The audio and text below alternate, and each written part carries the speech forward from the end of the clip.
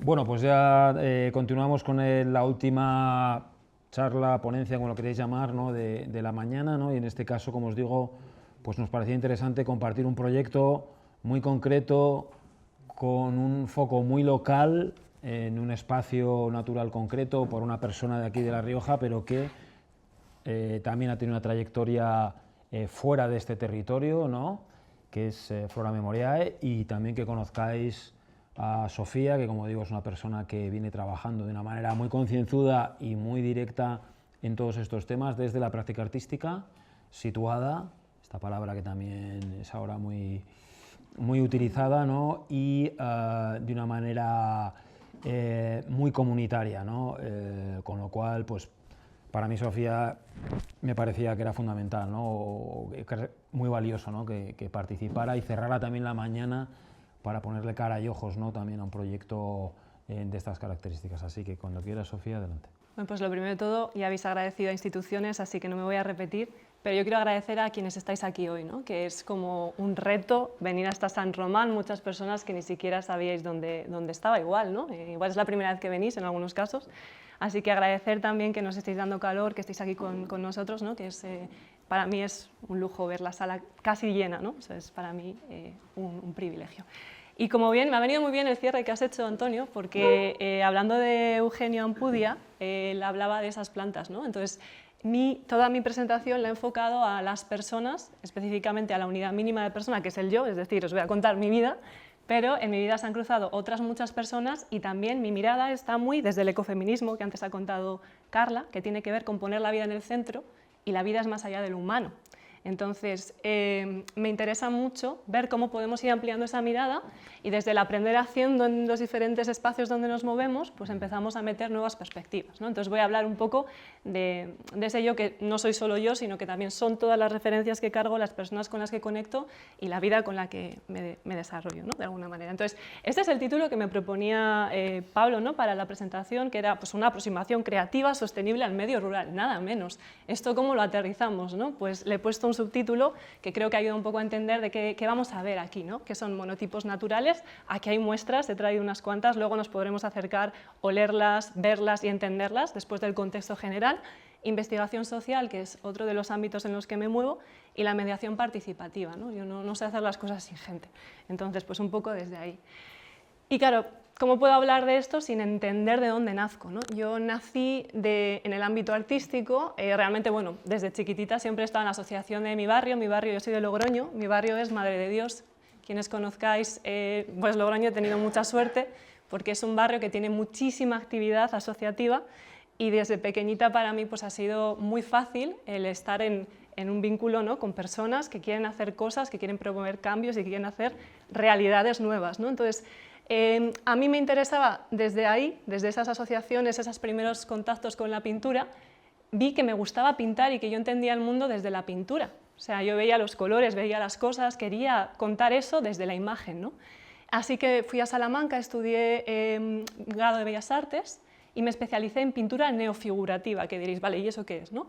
Pues es básicamente intentar darle una nueva dimensión a lo que tenemos, sin dejar de contar plantas, sin dejar de contar casas, sin dejar de contar personas, pero intentar hacerlo desde un punto de vista diferente en la relación con la luz y el color, ¿no? Entonces, en ese proceso me di cuenta de que cuanto más me acercaba a los cuadros que hacía en formatos muy grandes, desde lo macro, me conectaba con algo que no sabía qué era. Digo, es que esto es otra cosa que yo he visto, ¿no? Entonces me fui a la Facultad de Medicina y empecé con los libros de fotomicrografía, donde no sé si conocéis, pero es básicamente sacar estas pequeñas partes del interior del cuerpo humano, no solo con microscopio, sino con fotografía muy ampliada y entender, ¿no? Pues esas cosas maravillosas que tenemos dentro desde lo macro. Y ahí veía como muchas conexiones y ahí es donde empecé a vincular pues, lo que yo hacía desde el arte con la ciencia, ¿no? De alguna manera. Además era natural porque este campus se llama Ciudad Jardín y está al lado de psicología, entonces nos cruzábamos de clases, íbamos a diferentes lugares y eso inspirador. Vale, ¿y ahí qué nace? Pues seguí durante muchos años la estela académica porque me siguió gustando el mundo, hice un máster en sector servicios, en todo lo que es dirección de proyectos de ocio, ¿no? Con todo lo que eso conlleva, gestión al final. Y luego hice un Twin Track Program para especializarme en los públicos de la cultura.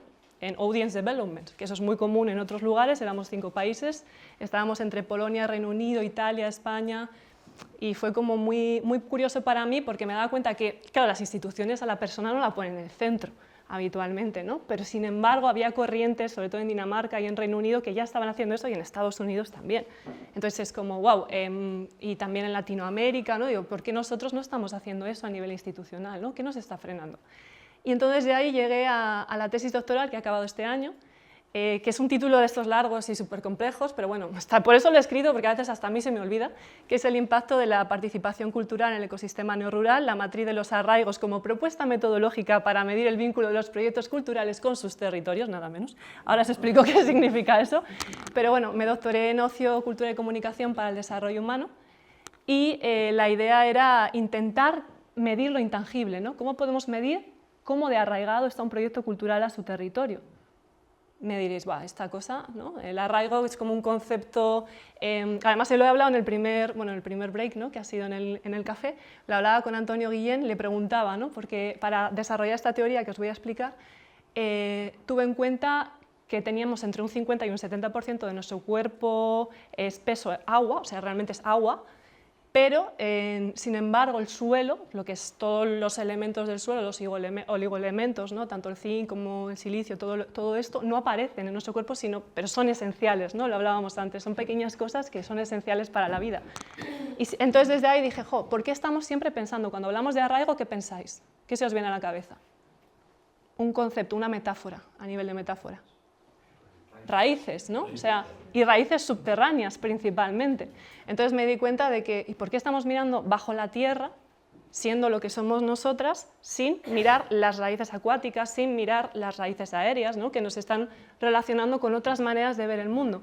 Entonces desarrollé una teoría que era la teoría de los arraigos Rincon, que tiene que ver con no sé si conoce, sería como la raíz del loto, que de alguna manera está en un estanque, tiene más movilidad y se proyecta hacia arriba, de tal manera que autoexpone su relación con el entorno y nos está enseñando cómo, de manera transparente, al igual que nosotras también nos contamos con las redes sociales y con todos estos entornos, pues está pasando, ¿no? Entonces digo, ¿y por qué igual no vamos más hacia esta manera de contar el arraigo?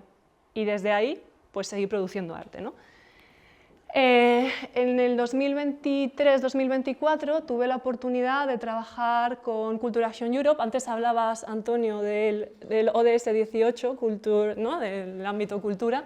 Pues justamente con esta gente y con el Parlamento Europeo tuve la suerte de poder... A ver, era un reto, porque esto era muy político, que no lo es, pero era la campaña Pop the Vote, Culture on the Ballot, que la idea era, vale, vamos a tener elecciones europeas, queremos que haya jóvenes activistas, éramos 44 de diferentes países, para que nos ayuden a entender el valor democrático del proceso de voto.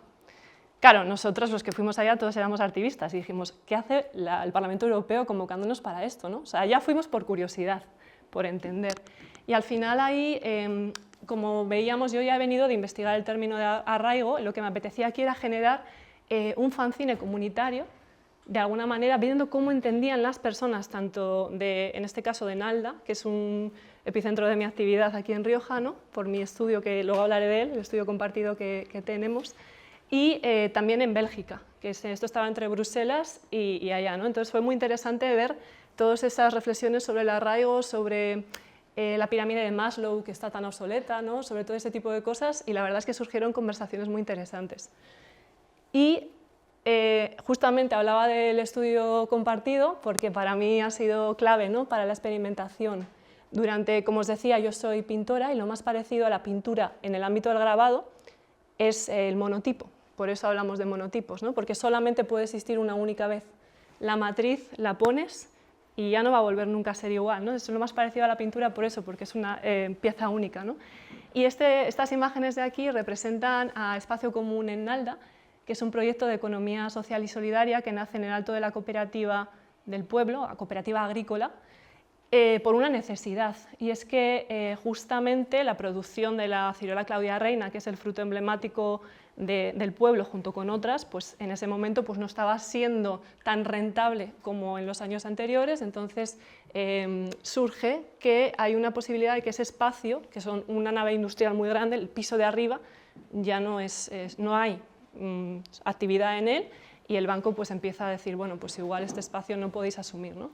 Entonces, desde ahí, desde las asociaciones Panal y El Colletero, que trabajan para el patrimonio, para mantener activo el patrimonio ambiental y también natural y desde luego las personas y todo lo que ello conlleva, dicen que no, ¿no? Dicen, no, vamos a proponer a la cooperativa agrícola a ver cómo podemos hacer que este espacio se active de alguna manera para que sea rentable y pueda seguir subsistiendo, ¿no?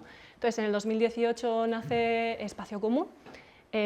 Primero era como un coworking, luego vimos que hacía frío en invierno y que no se podía trabajar fácil con el ordenador ahí, entonces de manera natural fue llegando artistas, ¿no? Artistas para trabajar, ensuciar, es una nave permite ensuciar, ¿no? Entonces aquí está también Carlos Zurromono y somos ahora mismo 12 personas en este espacio que cada una desde su disciplina pues desarrolla procesos experimentales con los materiales, ¿no? Y desde ahí pues empecé a trabajar con plantas como matrices naturales, con sus propias cargas de antocianina, sus colores naturalmente presentes y viendo cómo oxidaban en el tiempo, ¿no? Yo lo que quería al principio era conseguir el irisado mate, y esta mezcla de todos los colores que fuera mate, ¿no? Y me obsesioné con ello y poquito a poco me di cuenta que cada vez más estaba usando, son tintas Ecoline que tienen muy poca base de impacto, pero sin embargo también trabajo con betunes de Judea, etcétera, para evitar la oxidación, ¿no? Entonces cada vez más estoy retándome a mí misma para virar hacia ir gradualmente usando menos elementos químicos artificiales y cada vez más los naturalmente presentes, ¿no? Con esa fijación y la prevención de la oxidación. Entonces está siendo para mí una batería de experimentación tremenda, me he equivocado muchas veces, pero bueno, también pues, he aprendido muchas cosas, ¿no? Y otras acciones que he ido haciendo en paralelo, mientras esto lo llevo haciendo desde el año 2021, entonces, en paralelo a eso, me seguían llegando posibilidades de hacer residencias artísticas en los pueblos, porque, no lo he dicho, pero mi tesis doctoral se enmarca en el ámbito específicamente rural. Y aquí me surgió la posibilidad de hacer esta intervención en Camprovin-Arte, donde quería, de alguna manera, esta puerta estaba en desuso, no abandonada, porque sí que tiene una persona propietaria, lo que pasa es que hacía 40 años que esa persona no aparecía por el pueblo. ¿Qué pasa? Que como no aparecía por el pueblo, tampoco se le podía contactar para pedirle permiso porque no estaba dando respuesta. Entonces, para mí me decían, este espacio se puede utilizar. Yo dije, pero esta persona no sabe que yo voy a intervenir, ¿no? Entonces, decidí hacer la mínima invasión hacia lo que ya existía, entonces todos los agujeros que se pusieron, o sea, los pequeños clavitos donde se pusieron las postales, que luego os explico lo que era, son de polilla, o sea, no son, donde había ya intervención de polilla, de diferentes, fui usando esos agujeritos para no dañar la puerta y generarle nuevos agujeros, entonces la instalación quedó de manera como un poco rara, pero porque yo lo que quería era no dañar esa puerta con agujeros nuevos, ¿no? Dado a que no tenía el permiso directo de la persona que era propietaria. Y en el otro lado pusimos una cortinilla que, claro, es fácil de quitar en el caso de que esta persona pues, se sienta ofendida, pues porque igual o vuelva ella o alguno de sus familiares al pueblo y diga, oye, ¿esto por qué ha pasado en mi casa? Aunque se ha intentado, ¿no? Pues, avisar, pues que se pueda retirar fácil. Entonces, ¿qué se hizo aquí? Se hizo un rastreo con las personas y además con las voluntarias europeas que ese verano estaban en el pueblo, que fue precioso. La idea era con sumo mimo jugar con las palabras y decir, vale, ¿hasta dónde se tiene que desplazar esta gente para comprar? ¿Podéis darme vuestros tickets durante todos estos últimos días? Entonces fui recuperando los tickets para ver cuántos kilómetros o metros de distancia tenía que haber, ¿no? Y veréis ahí por eso que hay como pequeños tickets pegados y luego con la persona que estaba trabajando en montes, en aquella época, la responsable forestal, fuimos detectando plantas autóctonas y no autóctonas, pero que salían mucho en la zona y haciendo una estampa rápida de monotipo, haciendo una combinación entre lo natural y lo artificial, ¿no? Y la movilidad, las plantas autóctonas, las plantas no autóctonas, de dónde vienen, ¿no? Y en la parte de atrás eso era una postal, en la parte de atrás la gente le escribía algo al pueblo. A mí uno de los testimonios que más me emocionó fue el del Ultramarinos, que cerró en la pandemia porque no pudo resistir, que hablaba como si fuera el Ultramarinos al pueblo, dándole las gracias. Y eso fue muy bonito. Entonces, fueron 173 postales y la instalación sigue estando. O sea, que si queréis que diréis, ¿el papel aguanta? El papel aguanta. Y ha habido inviernos, ha habido lluvias, ha sido 2023, o sea, lo que hablábamos. O sea, a veces los elementos, la propia materia prima, nos sorprende, ¿no? Nos genera mucha sorpresa. Bueno, esto simplemente para... la foto no la he puesto porque quisiera parecer, sino para que os hicierais una idea del tamaño del cuadro, porque parece pequeñito, pero no. En ese mismo año yo había dejado de pintar porque tenía mucha más parte de investigación y me motivó que existe un certamen nacional de pintura del Parlamento de La Rioja y siempre me motivaba, digo, voy a presentar alguna cosa.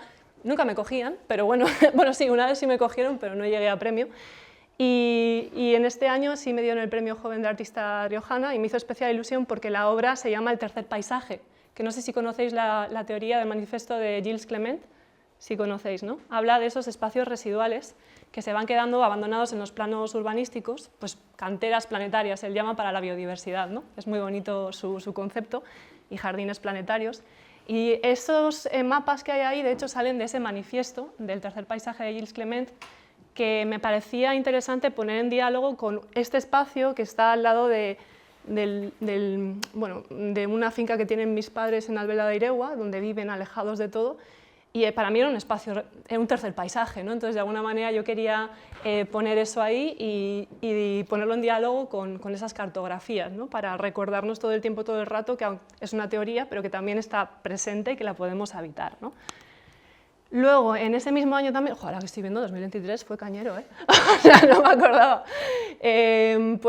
Tuve la oportunidad, no sé si habéis estado en Venta Moncalvillo, conocéis el proyecto de los hermanos Echapresto, pues tuve la oportunidad de, también en relación en Camprovinar, que al final movernos en estos circuitos nos hace conocer a gente y esa gente pues se acerca a ti, ¿no? Fue muy curioso porque teníamos un mercado de artistas donde pues yo traje, pues como he traído hoy, la carpeta y yo siempre digo, oledlo por favor porque es que tiene un olor muy extraño, ¿no?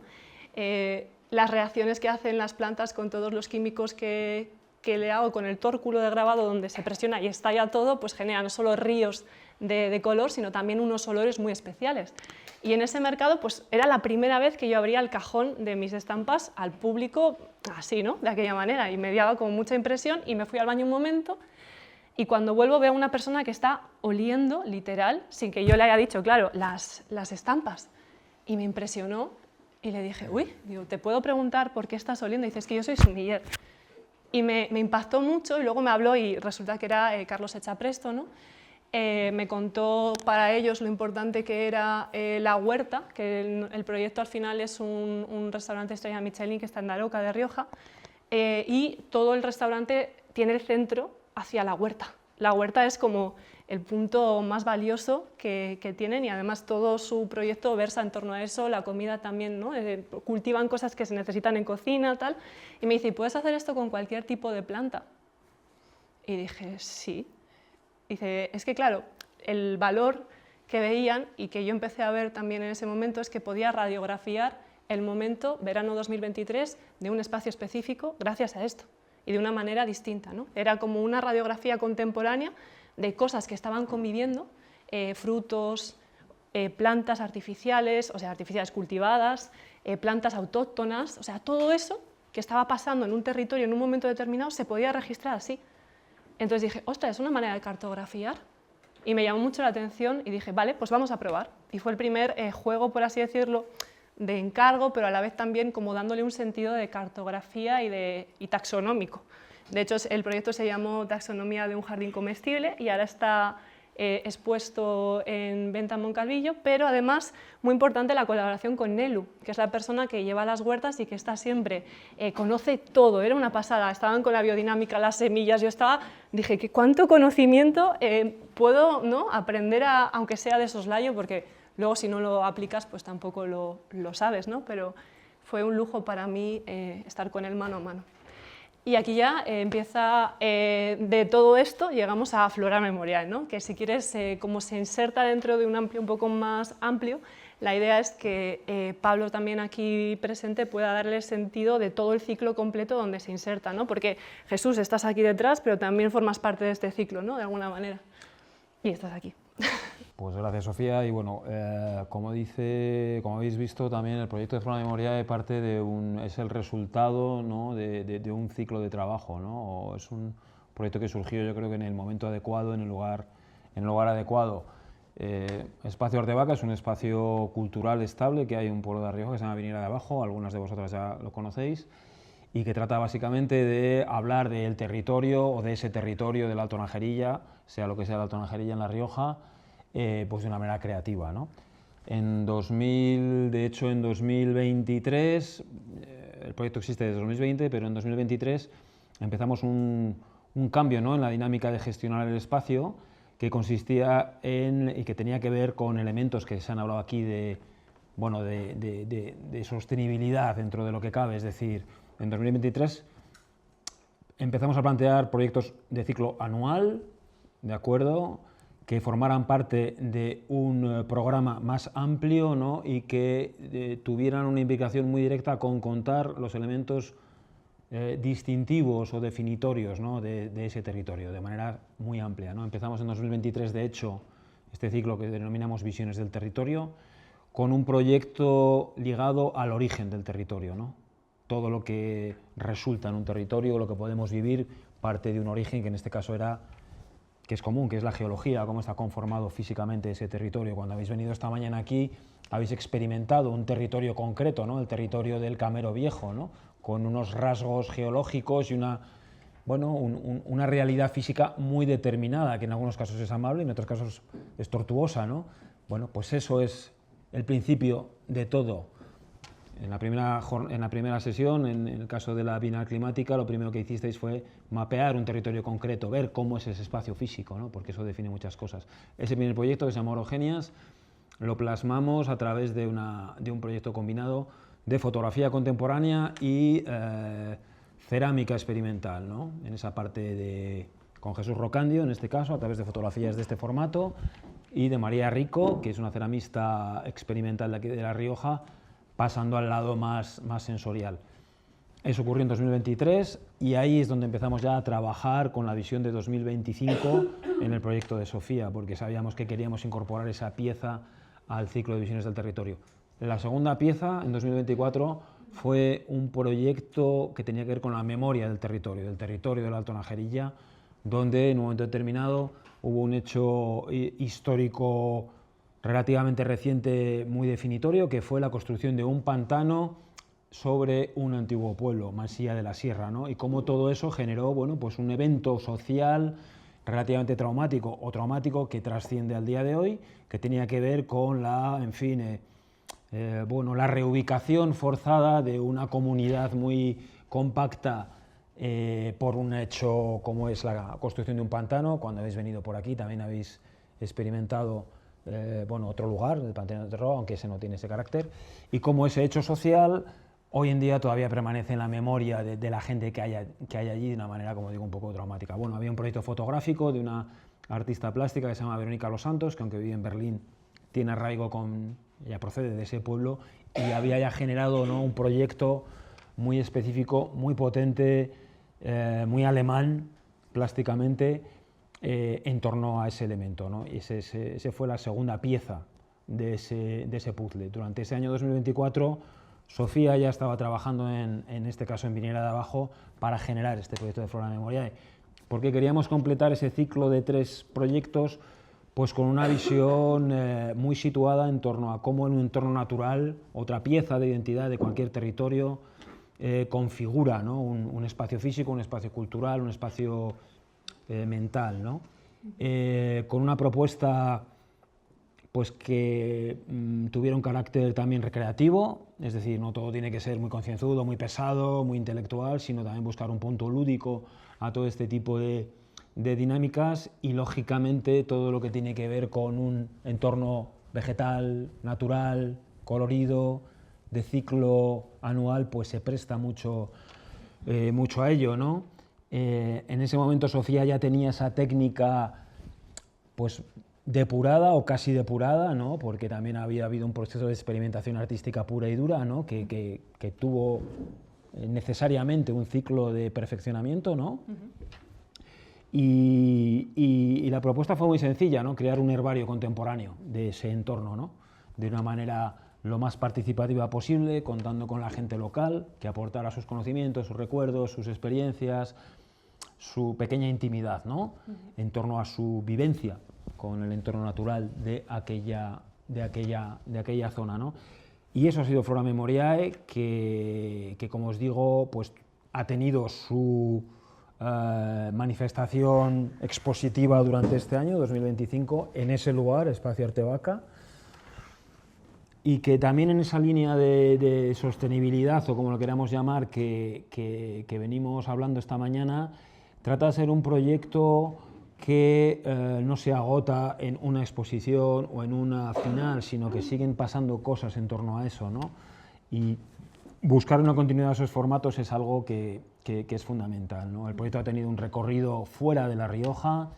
El año pasado fue uno de los 4 proyectos seleccionados a escala nacional en la Bienal de Mujeres en las Artes Visuales, lo cual pues, bueno, fue un hito relativamente importante por la visibilidad que tuvo. Y bueno, pues también es un proyecto que va a seguir, es un proyecto vivo, ¿no? Y que va a tener una continuidad, ¿no? De forma que bueno, pues seguiremos hablando de él. Pero no lo cuentes todo porque todavía falta verlo. Además es que está muy bien porque lo que has dicho no solamente es un herbario contemporáneo, sino que también es un herbario comunitario, ¿no? De alguna manera, lo que teníamos muy claro tanto Pablo como yo cuando empezamos a imaginar que podría ser Flora Memoriae, era que de alguna manera queríamos llegar a las personas, o sea, que no fuera simplemente estas son las plantas, algo o muy científico o muy plástico o muy desde el yo, ¿no? Sino que de cómo hacemos esto, el reto era cómo hacemos esto, algo comunitario, ¿no? Entonces, desde ahí, junto con Pablo, estuvimos valorando. Bueno, esto es un poco datos específicos sobre el territorio de Alto Najerilla, que eso tú también conoces y has tenido que trabajar, ¿no? Por tus diferentes proyectos y participaciones. Pero bueno, para que os hagáis una idea dónde está Viniegra de abajo, ¿no? Realmente es esa franjita que tenemos ahí, simplemente que el Alto Najerilla se inserta en un contexto mucho más amplio, ¿no? Donde también hay una biodiversidad muy importante. Hablábamos de 73 habitantes, aunque este es un censo del 2023, habría que ver cómo está esta situación a día de hoy. Y lo primero que estuvimos viendo, Pablo, me acuerdo de las primeras sesiones que tuvimos, fue como me venía con un mapa de Viniegra, ¿te acuerdas? Y me decías, jo, estoy viendo como diferentes especies en la parte 100% autóctona, ¿no? De montaña, estoy viendo otras que están siendo cultivadas, en este libro que tenemos aquí, de Gobierno de La Rioja, estuvimos viendo que se hablaba de ruderales, ¿no? Los espacios ruderales que de alguna manera vinculaban con escombrera, etcétera, ¿no? Y decíamos, jo, ¿esto cómo lo diseñamos, ¿no? Y luego vimos, haciendo la división de las plantas, estando mucho ahí en persona y dando paseos, hablando con las personas, nos dimos cuenta de que había otro espacio que no teníamos detectado, que eran las otroras, que eran lugares que habían tenido un uso, por así decirlo, humano en el pasado y ahora ya no, y estaban como en un limbo que podría ser un poco esa idea del tercer paisaje, ¿no? Y dije, vale, vamos a llamar otroras, pues por ponerle un palabrejo un poco más nuestro, ¿no? Y que sea un poquito más... Pero bueno, esto es un poquito para que entendamos cómo empezamos a trabajar, ¿no? Estos paseos que hicimos con personas, a veces venían con tomas de muestras, yo iba con un tupper del tamaño tremendo, iba poniendo papel humectado en diferentes capas, llevándome muestras, poniendo en un post-it lo que detectaba, lo que no sabía, etcétera, hablando con las personas, nombres populares de las plantas, bueno, un lío. Cuando me veían las vacas por el monte salían corriendo porque se pensaban que yo era la veterinaria que les venía a pinchar, así que aquello fue una experiencia muy divertida y sobre todo la gente se implicó un montón. Siempre me acuerdo que empezábamos, yo no sé nada de plantas, y acababan diciendo, digo, bueno, pues esa retama, que eso no es retama, eso es aulaga, no sabes nada de plantas y sin embargo sabes detectar qué es una planta u otra a kilómetros de distancia, ¿no? Simplemente mirando el monte. O sea, era muy llamativo el cómo muchas veces infravaloramos nuestros propios saberes transmitidos de manera generacional, incluso estando in situ, ¿no? No les ponemos un valor. Y desde ahí, pues, en esos primeros paseos, sí que con este libro de aquí es súper interesante porque el libro de Syme, de la nomenclatura del color de Werner, nace en una combinación, ¿no? En una especie de sinergia entre un geólogo y un pintor. Y entonces querían ponerle nombres poéticos a los colores que aparecían en la naturaleza y para ello pues, había una diferente gama, ¿no? Podían colores que eran poéticos, pero del mundo mineral, del mundo animal, del mundo vegetal, intentaban sacar los cromatismos que existían en los territorios, ¿no? en la naturaleza.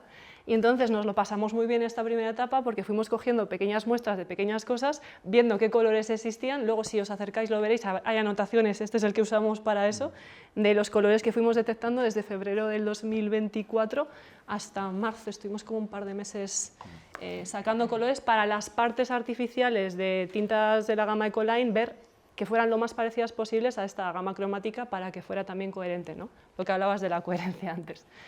Bueno, como referencias destacadas, las 3 que tenemos en la mesa, que las podréis tocar luego, pero bueno, hemos trabajado con una batería de informaciones, más luego los testimonios de las personas, y esto es un poco el proceso para que entendamos.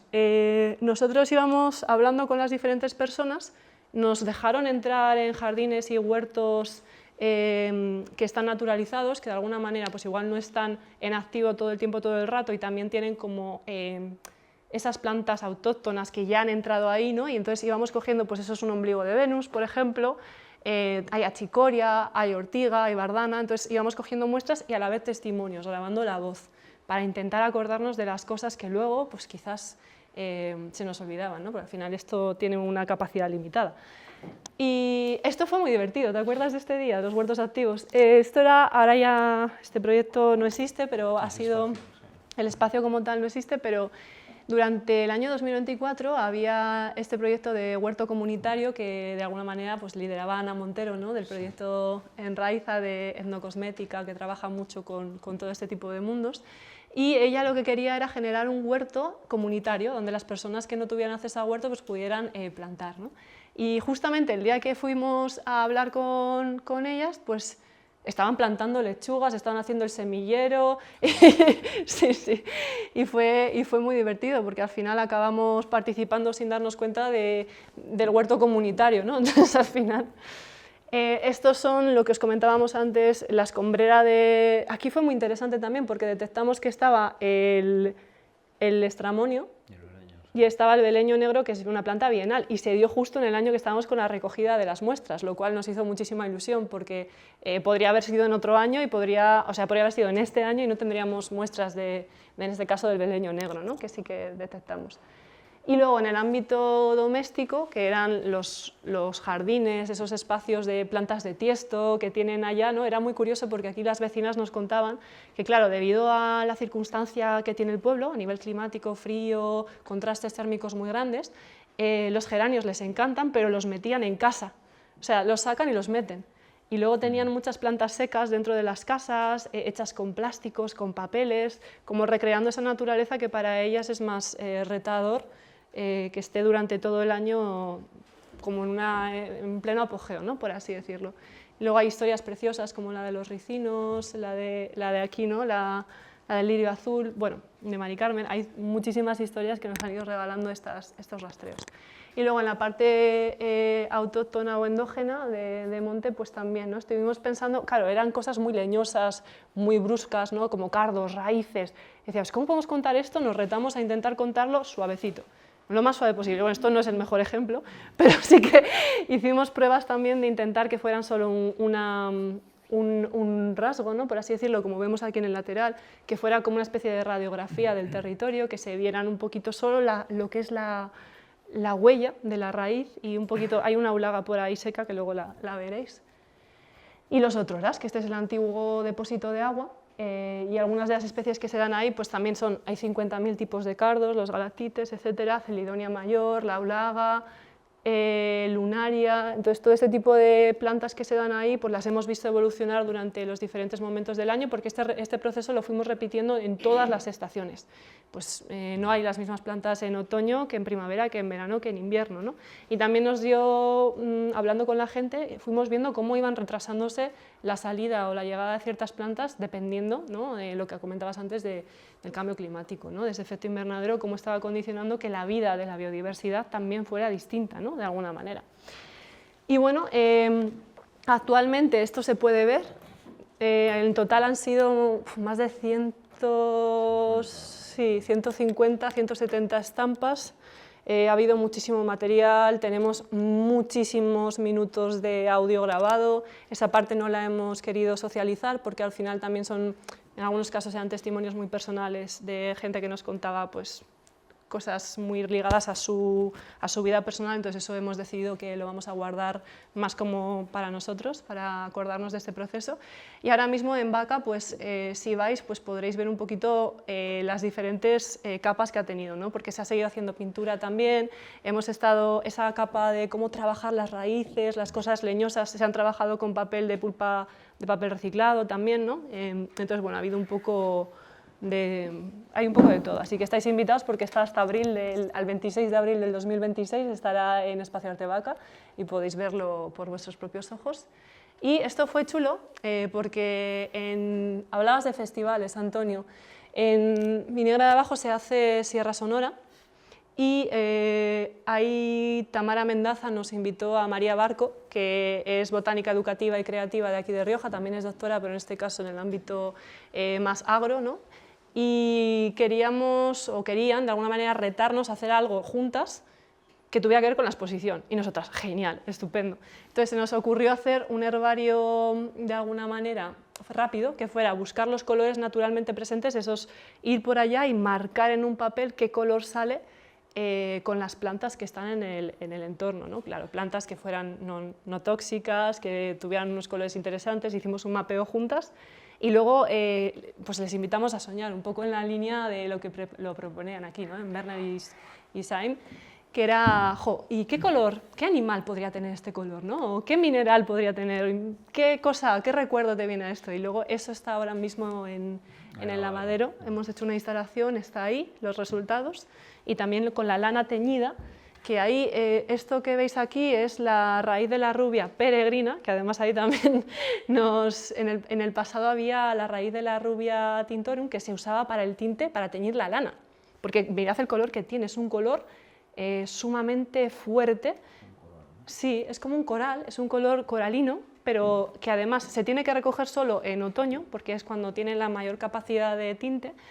¿Qué pasa? Que es malísima ella, porque tiene un montón de pinchitos y a mí me hace una reacción alérgica tremenda. Entonces yo iba a recogerlo con unos guantes hasta aquí y además la alguacila de allá de Nalda me decía, llévatela toda, porque es una malísima hierba, que ya sabemos lo de las malas hierbas también, ¿no? Que es en horizontal toda su raíz, entonces tiras, pero bueno, eso es súper invasivo, sale en lugares donde también hay mucho componente, pues sale alrededor de contenedores, en espacios donde está todo tal, y ahí se ve un poquito, si os veis, la espinita.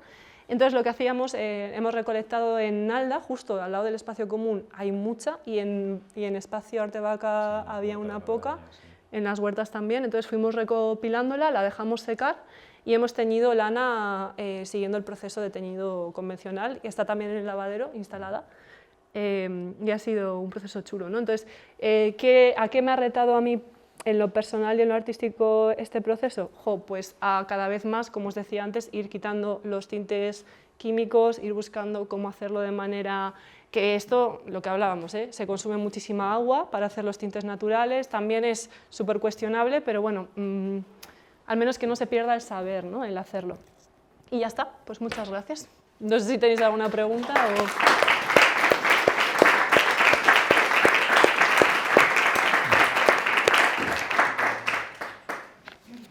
Esto está aquí. De hecho, os puedo enseñar una, ahora que lo pienso, porque de lo que es la rubia como tal he traído una muestra. No es fácil sacarla. Esto sería un resultado con rubia. La rubia peregrina dejaría un tinte como un rojizo parduzco, esta ya está oxidada, y ha sido reciente, ha sido de las últimas, ¿no? Sí, en las últimas etapas, ¿no? Entonces aquí veis, si os acercáis, luego veis que va desde un naranjita, por así decirlo. De hecho, esto fue del proceso de teñido de lana que hicimos para Baca. Eso es, y los residuos que quedaron de las pequeñas muestras de raíz seca, pues los usamos para hacer unas nuevas estampas y registrar ese proceso de instalación de alguna manera. Y aquí tenéis un montón, podéis luego acercaros, pero no sé si tenéis alguna pregunta, no sé si he hablado mucho, si estáis ya cansados, lo siento mucho. Yo fijaros, y con esto si queréis terminamos, creo que el proyecto que ha desarrollado Sofía conecta con varios y muy relevantes conceptos, ¿no?, de los que se han hablado aquí esta mañana, ¿no?, a la hora de ligarlo, ¿no?, con nuestros conceptos de sostenibilidad, es decir, el hecho de prestar una atención a lo inmediatamente presente, es decir, todo lo que necesitas de base está ahí, no hay que irse a lugares muy lejanos, mentalmente sí, pero físicamente no es necesario, es decir, todo lo que necesitamos está con la suficiente imaginación disponible. Ella ha utilizado materiales, espacios y técnicas que están, ¿no?, accesibles a cualquier persona. También le ha dado un carácter situado, ¿no?, que son estas palabras clave, ¿no?, que se utilizan ahora en todos los proyectos y en todos los en fin, planteamientos, ¿no?, por una cuestión pues como muy evidente, es decir, algo situado en el tiempo y en el espacio. Todo ocurre en un lugar y en un espacio. Ahora está ocurriendo algo en un lugar y en un espacio, pero probablemente no tiene que ver con eso. Es decir, un proyecto situado, en nuestra opinión, es lo que tiene aquel que integra en su propia naturaleza y en su propia estructura esos dos elementos. Es decir, buscar un lugar físico, investigar cómo es ese lugar físico en cuanto a sus elementos, en fin, sus rasgos distintivos, lo que habéis hecho en la Bienal Climática, ¿no?, y sacarlo a la luz, integrarlo de manera activa en ese proyecto y situado en el tiempo, es decir, no porque un evento pase cronológicamente, sino porque Sofía ha estado trabajando durante 3 años y durante todo un ciclo natural, donde pasan cosas muy diversas, y eso forma parte de lo que plásticamente ella ha propuesto, ¿no? Por eso creemos que es un proyecto situado. Cuando estuvo en el año 2024 ahí en Viniegra, fue un año muy seco, muy duro a nivel climático, en una primavera pues muy abrupta, ¿no?, y donde pasaron determinado tipo de cosas en esos hábitats. Este año 2025 la primavera ha sido súper lluviosa, ¿no?, el otoño está siendo muy seco. Lo que está ocurriendo en esos hábitats, o en esos mismos hábitats donde trabajó Sofía, en solo un año es muy diferente. Las especies que han surgido en solo un año requerirían otro tipo de elemento, ¿no? De hecho, hay muchas gramíneas, lo comentábamos, que generan un rastro mucho menos atractivo que cosas que teníamos en ese momento. Bardana, por ejemplo, no hay tanto, que no sé si habéis visto la bardana, pero la bardana es una hoja tremenda. El velcro, la tecnología del velcro nace un poco de eso, ¿no? Lo comentábamos, y además había un montón de historias, pero no hay tanta bardana este año, por ejemplo.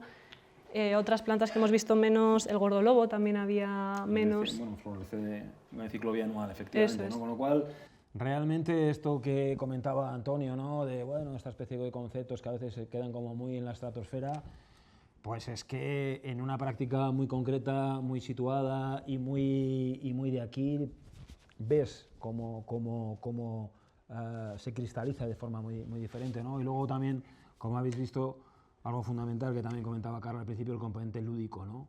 Es decir, en torno a esto ha habido muchos momentos muy divertidos, muchos momentos de muchos aprendizajes. Es decir, yo personalmente cuando empecé con esto, yo de botánica sabía que me gustaba mucho, pero no sabía prácticamente nada, ¿no? Y no hay como, bueno, investigar un poco, tener curiosidad, contar con el acompañamiento de gente experta que realmente sabe de esto, ¿no?, e interlocutar con la gente local, que generalmente son de los que más saben sin saberlo, ¿no? Entonces, todo ese proceso ha sido pues muy enriquecedor y bueno, pues ha tenido una plasmación en este proyecto artístico, ¿no? Pero... Y a nivel técnico sí quería recalcar una cosa, que no sé si... ¿Sabéis cómo se hace un monotipo? Porque es que yo igual digo, ¿tenéis claridad de cómo se hace un monotipo? Vale, había una máquina ahí, a ver si la puedo enseñar, que se llama tórculo. Sería parecido a lo que tenemos en el mundo de la imprenta. A ver si se puede... Igual no va para atrás. Es como es una prensa, por así decirlo, ¿no? Entonces, de alguna manera, es una prensa de rodillo, eso es, que depende de cómo le pongas la manta, ¿no? Genera, ahí se vería en una de las más adelante, a ver, no, es para al revés, para atrás.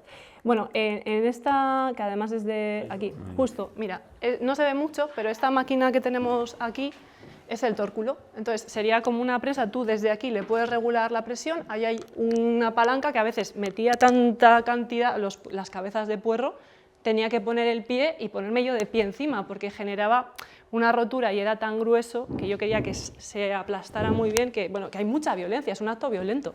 Es decir, no es inocente. O sea, reventar una planta con presión es un acto violento, que también nos hace pensar cómo nos estamos relacionando con la naturaleza, ¿no? Entonces, desde ahí, ¿hasta dónde puedo llegar yo? Aprovechar al máximo lo que hago. Entonces, ¿qué hacía? Base de papel Somerset, entintaba las plantas y en el otro lado ponía otro papel. de tal manera que se genera un díptico y yo puedo elegir cuál es de la misma matriz, cuál ha quedado mejor, hacer una selección, pero normalmente se aprovecha al máximo lo que se hace, ¿no? Siendo lo más consciente posible y sabiendo que es un ejercicio de violencia.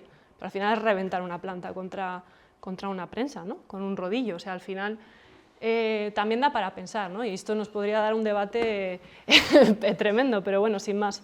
Para que la parte técnica, sobre todo, no os quedéis con dudas de cómo era, porque creo que es importante y creo que le ha pasado un poco por alto. Bueno, como va a haber momentos de intercambio, ahora en la comida y durante la tarde, pues por supuesto, cualquier inquietud. Y lo mismo con Antonio. Toquéis y aquí oláis, ¿no? Lo mismo con Antonio, que tampoco ha tenido ese tiempo de preguntas, que seguro que mucha gente le tiene que hacer muchas preguntas, incluida yo. Así que eso, pues ya está. Gracias. Pues muchas gracias.